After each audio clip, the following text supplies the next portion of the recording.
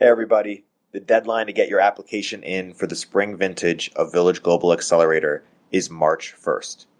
Companies that have been through the accelerator have raised from some of the best venture funds in the world like A16Z, Lux, Spark, Bessemer, Founders Fund, and many more. Learn more and apply at villageglobal.vc/accelerator. Hey everybody, it's Erik Torenberg, co-founder, partner of Village Global, a network-driven venture firm. And this is Venture Stories, a podcast covering topics relating to tech and business with world-leading experts.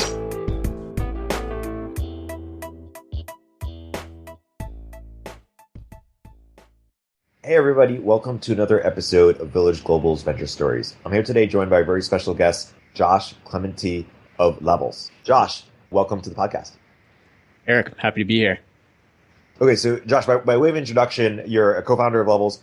Why don't you describe what Levels is and what is the story about how and why you came to start it? Yeah, so Levels is the bio-wearable that tells you how your nutrition and lifestyle are affecting your health in real time. So we're bringing real-time molecule sensing, in this case glucose, which is one of the primary molecules that we get our energy from. And we're measuring that with wireless sensors that you wear on the body and then interpreting and providing insights based on it in real time in a handset app. And so this all kind of started almost as like a patient zero experience for me. I was working at SpaceX on life support systems and became intensely interested in metabolism and physiology during my time there. Just saw some really interesting research, was kind of surprised that I had never really heard much about the like sort of deep energy systems that we're all kind of interfacing with every day. We're manipulating them with the way we sleep, the way we eat, the amount of stress we're dealing with. And yet I had never really thought about how I'm making these choices and what the implications are for me long term. So I started to take interest in this, actually started pricking my finger a lot just to measure my blood sugar to see if there was anything interesting going on. Some of this was in an attempt to figure out why I was experiencing these like fatigue waves throughout the day. I was kind of just brushing them off as burnout and something I needed to push through, but I was having lots of ups and downs.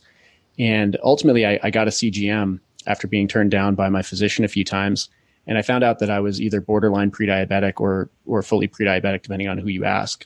And this is despite never having a weight issue, never having any blood test flagged, being a CrossFit level 1 trainer at the time, now level 2, taking physical fitness very seriously and thinking I was doing everything right.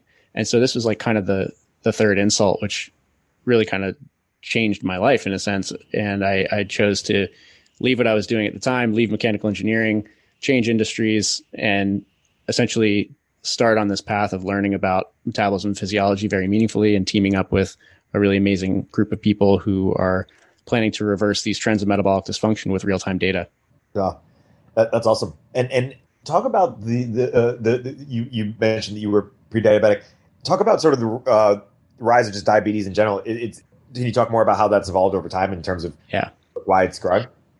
Absolutely, yeah. So part of the process of realization for me was just like pulling the curtain off of these crazy statistics that I had never really heard about, but blew my mind. And one of those is once I found out that I was in that like borderline range, I was thinking, oh, this must be really rare.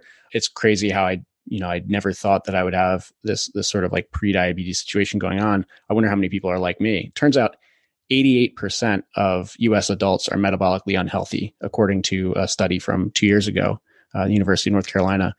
90 million or about 88 million US adults are pre-diabetic and 84% of them don't know they are pre-diabetic.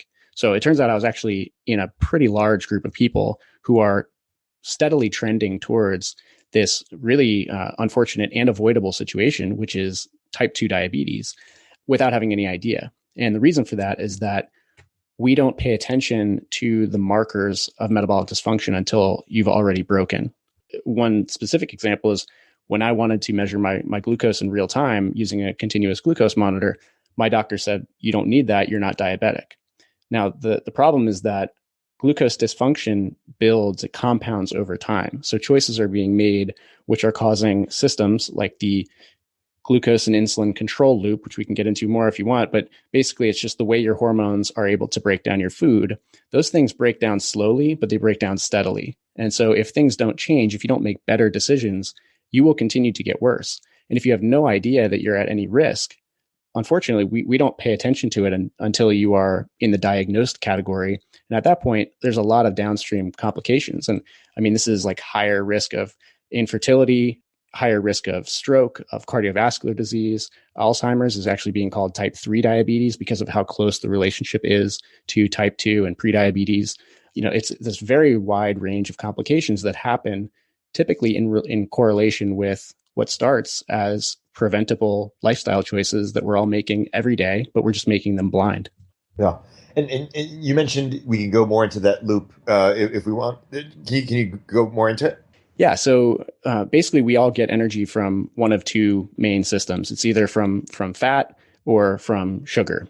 Basically, we should call the sugar that we can metabolize glucose. And so when you eat carbohydrates, those break down into your bloodstream as glucose, and then a hormone, insulin, is released from the pancreas. And the insulin is kind of the key that allows your cells to open up, let glucose in, and then that glucose, that sugar, is turned into energy inside the cell. Now, the problem is that if glucose is elevated very quickly into very high levels, insulin also has to correspondingly be released in high levels. And so those high concentrations of insulin, if that's repeated over and over again, they can lead to this numbing situation where essentially the cells stop responding to the signal of insulin. And this is really dangerous when you have high blood sugar and your body is trying to get that out of your bloodstream and into the tissues, but it can't because your cells are experiencing that insulin resistance. And it's that situation where you are insulin resistant with high glucose, where we call that diabetes, but essentially all of the complications start to show up, where that high glucose, which is very reactive, starts to really damage all of the proteins and tissues in your body, and things like retinopathy, avoidable blindness, unfortunately, all the way through to amputations, loss of taste, loss of touch, loss of sight, like all of these terrible complications of type 2 diabetes, which many of us don't think about. And frankly, most of us won't experience, but some degree of metabolic dysfunction touches almost everyone in this country right now. As I mentioned, 88% of U.S. adults are metabolically unhealthy, and this shows up, if anything from high blood pressure all the way through to those much worse complications I just touched on, and that's due to this rampant and unfortunately hidden breakdown of the glucose insulin feedback loop. Totally. Why don't we talk about how you thought about just what's the big vision for levels and sort of how you thought about wedging your way up to it? Yeah, I mean, essentially we've got this wearable trend where, and really the decentralization of health and wellness, where, everything from Fitbit, Peloton, Whoop, Aura, you've kind of seen these movements coming in waves as people essentially want to take their health and fitness into their own hands, and they want it to be convenient, and they also want it to be sort of effortless and behind the scenes, in the sense like these devices are taking measurements all the time and then surfacing an insight. I wake up in the morning, I turn on my Whoop or I open my Whoop app and I look at my recovery score, and it's taking a huge amount of complex data, my heart rate variability, my heart rate through the night, how much strain I took on. And then it's just giving me one score and saying, here's how well you slept. Here's how well you recovered, essentially. And that's really insightful. It helps me basically stick to patterns of behavior that improve my sleep. Now, what's missing is that we don't have anything like that for nutrition. So, every single day we're going to sit down and we're going to eat something for lunch. And, if I ask someone, what are you going to eat for lunch and why? 9 times out of 10, I get a blank stare.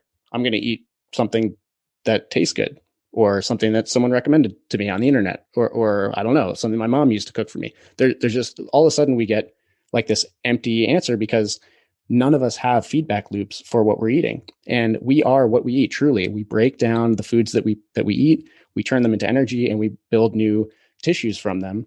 And it's critically important that what we're eating and why can be answered with data. And so, especially in this situation when there's an epidemic of metabolic dysfunction, we've got to take it in our own hands to close the loop between the actions we're taking and the reactions our bodies are experiencing.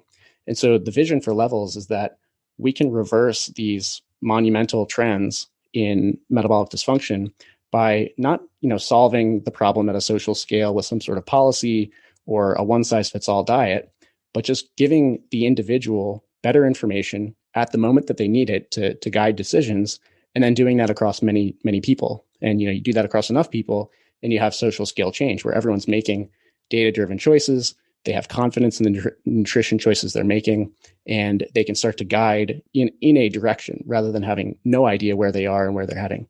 Yeah, that's good. That's good context. Why don't we talk about just at a high level, like my understanding of our knowledge of nutrition over the past few decades has been pretty suspect in that we thought we knew more than we did, or that the food pyramid itself was poorly designed or framed.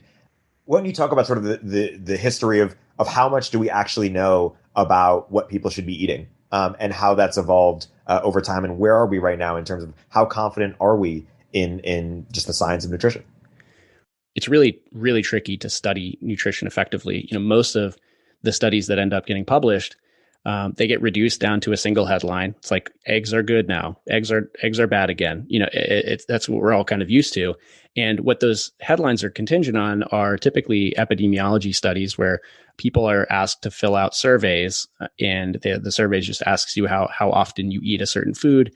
And that goes on for a long time, and they measure outcomes, and they just see who has a higher likelihood of certain events based on these survey responses. So it's actually not a controlled trial where you are connecting cause and effect. And the problem with that is that these are very easy to become, I think, interest oriented. And so you end up with science that it's kind of trying to prove a point. They're setting out to with an agenda, I think, in some cases. And it's unfortunate because you can get data that is published and shows any perspective you want. And what this has led to, and there have been consumer studies that show that 60% of people completely ignore nutrition studies because they're so contradictory. When you can find two papers published within a month of each other that say the exact opposite thing, people just lose hope. They throw their hands up. And so, I think there are some really obvious themes that are arising. And one of them is that processing of foods and added sugar are ultimately at the root of essentially all metabolic dysfunction we have. There are certainly bad fats and trans fats and oils and things that have kind of been vilified a bit more, but are also certainly something we should avoid. But in general, I think that the amount of sugar consumption we have in this country, especially, earlier and earlier in life, is really dangerous. And it's leading to a situation where we're dealing with energy toxicity. Like we're constantly eating very, very high energy foods that break down quickly into our bloodstreams. And yet the workforce is moving more and more towards sedentary work where we're at desks. We're not moving very often. And so we're not using that. We're not burning that fuel. And you end up with a surplus. Your bloodstream is constantly jam-packed with that glucose. And you end up creating that mechanism we talked about of insulin numbness, insulin resistance. And ultimately, I think those are kind of big themes that we're seeing. Now, there's a ton of personal variability, like which foods are going to break down how quickly in whom. That's the degree of data that I think we can get to now with individualized measurement. So eventually we'll be able to say, for me, I may have a really major response to something like oatmeal, which I do. But for other people, like David on my team, he can eat oatmeal and have a much better metabolic response. His body can break that down and use it effectively and much more quickly than I can. And so that's the degree of personalization we can get to, where you can really craft like a personally specific diet and lifestyle that works for you. Totally. So what do you think we still don't yet understand within the science and need to, like if we're having this conversation 10 years from now, how might our scientific understanding be very different? What do you expect to be different? Well, I think some of the big things are understanding how different phenotypes, so like different types of people, like you can basically categorize people based on their like affinity to gaining weight, for example. And then there are all these other, similar relationships that are showing up. And of course, this is anecdotal. This is just me kind of saying what we're seeing, but I think we're going to learn a lot more about this. Is those phenotypes, like the person who gains weight will often have a very different blood sugar and insulin profile than someone who is very, very lean and almost can't gain weight. And we kind of always hear this in society, is like some people have tried a diet and they just can never lose weight. They've tried everything.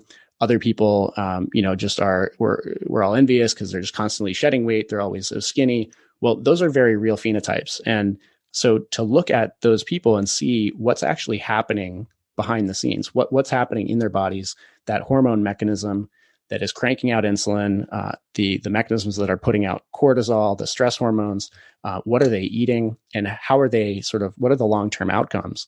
It's really important that we get granular data on that, and that those people are eating and living lifestyles that are supporting the better outcome. And my point in all this is that there are some early research results that have been published. There's a really interesting one from 2015. It was called the Weizmann Institute trial, the personalized nutrition trial. And they put continuous glucose monitors on 800 people who did not have diabetes. And they basically showed that two people can eat the exact same two foods. In this case, it was a banana and a cookie made with wheat flour. And they can have equal and opposite blood sugar responses. And that's the degree of variability that is out there. And so what I'm interested in and what I'm really excited to learn is why that is the case and what the long-term implications of that are. Meaning, is it really true that there could be dietary decisions that are ultimately opposite each other that are healthy for two different individuals? And, I think, as I mentioned earlier, I don't think that we're going to be like eating granulated sugar really at all in the future, because we're going to learn just how energy toxic that food is. But I do think that specifically like fruits versus grains and the degree of animal protein and the degree of starch that we eat, all of that can be really broken down and turned into a very, very specific and personal lifestyle choice. And so I think we're going to get to that point where you kind of know the category of metabolizer you are based on a ton of data that you've developed over long periods of time, and you'll be making really optimal choices guided by that data. Yeah, that's helpful. What about, can you talk a bit about the debates? Like if a few nutritionists were on, or nutrition science experts were on this podcast, what are sort of the key arguments that we're still having within the industry, or just still trying to figure out? Well, there's a ton of different perspectives. And I think one of the issues is that a lot of the nutrition conversation is like, it's very polarized, and people bring, I think, an emotional perspective to food. So you have almost like different sects that are each like, you have people who are carnivore, and you have people who are keto, and people who are, they almost have labels, and I think that's one of the big things is like trying to solve the philosophy for everyone with one shot. And that I just personally disagree with. And I think at levels we've shown that there really does not seem to be a one size fits all approach. So I think that's a really big issue, is that we have to get rid of these labels and these like large generalizations on how everyone should eat, and instead look to the data and try to refine it into the most effective and sort of targeted set of information that can be delivered to the person who just wants to be healthier. Another one is the, like, I think very simplified mainstream perspective on calories. So, we kind of always think about calories as the unit of metabolism, or like the thing that you have to change if you want to gain or lose weight. And although that's like thermodynamically, that is correct, that the food you eat has these energy units of calories, and how your body uses those. Like if you burn more than you consume, you should lose weight. If you eat more than you burn, you should gain weight. That is true. But the thing is that we're much more complicated. The human body is like it's a giant wet chemistry set where everything is, chemicals being like mixed together and responding to other chemicals. And so if a person's body is like, if you've biased in one direction, meaning you have more of a certain chemical in your body at all times than another, that will change how available your energy is, or where it is sort of sent. So some people are pretty clearly biased towards gaining weight. They may have more insulin at all times. And so they should make different decisions about calories than people who do not have that situation. And like, I think it's really important that we be more specific and tell people that, for those of you that have been struggling for a long time counting calories, it may be that the foods you're eating are inducing a hormonal response that is fighting against you. And it really does not just come down to a very basic 3-term equation on a piece of paper. Human beings are much more complex than that. And, as much as I like the elegance of it, it just doesn't work out for many people out there. And, ultimately the implications of what we eat is much more complicated. That makes sense. So maybe let's focus a bit more on levels specifically. What can we expect? What's upcoming? Share more about. Take us behind the curtain a bit. Yeah. So right now, we're in a super exciting phase of the company. We have been in development for about a year now on the main product. So on the software, and ultimately, like what the Levels product is you wear this continuous glucose monitor. So it's a wireless little patch that you put on your arm, and that is sensing glucose molecules in your skin. And then that sends the data wirelessly to your phone. And so Levels is building the insights platform on top of that CGM data. So we're pulling in that raw data, we're analyzing a huge number of metrics about it, and then we're spitting out these simple scores that you can use to make better choices. And so, like, for example, you'll eat a meal, you log that in the app by taking a picture, type in a few words, and then we watch how your body responds to that meal over the next 2 hours effectively. And we look at how your glucose control plays out, and then we give you a score for that meal.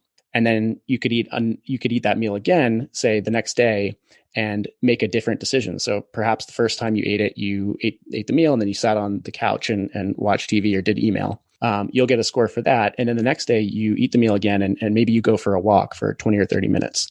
So we will look at the two differences, or those two responses, and we'll be able to compare them and show you how different decisions you make compound together.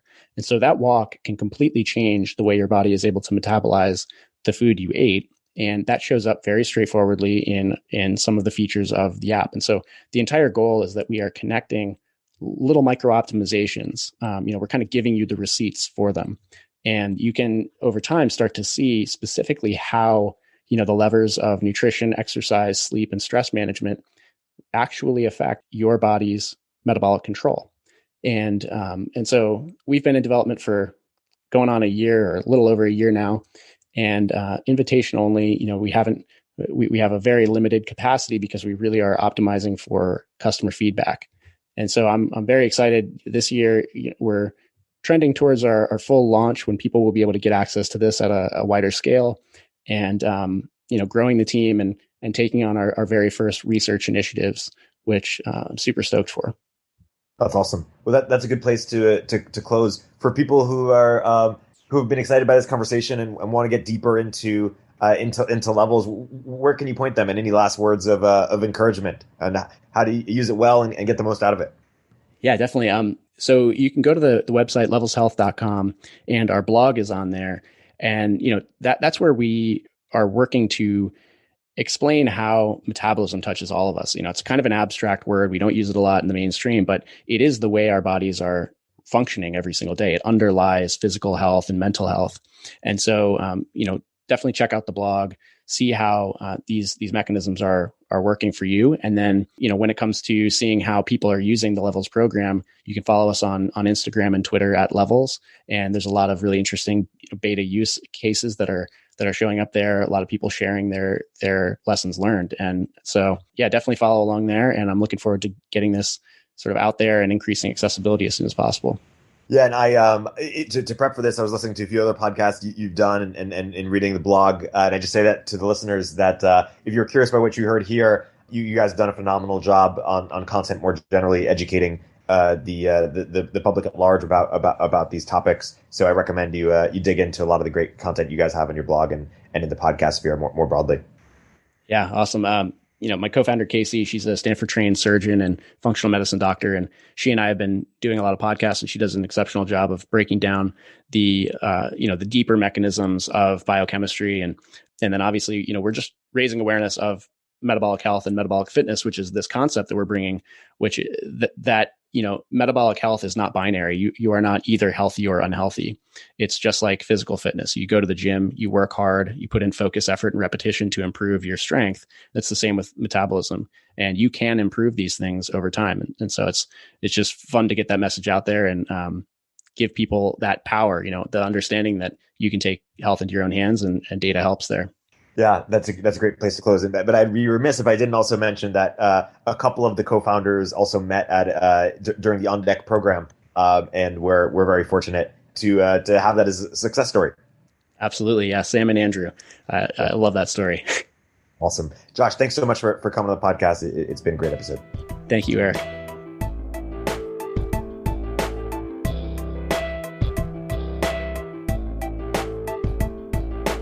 If you're an early stage entrepreneur, we'd love to hear from you.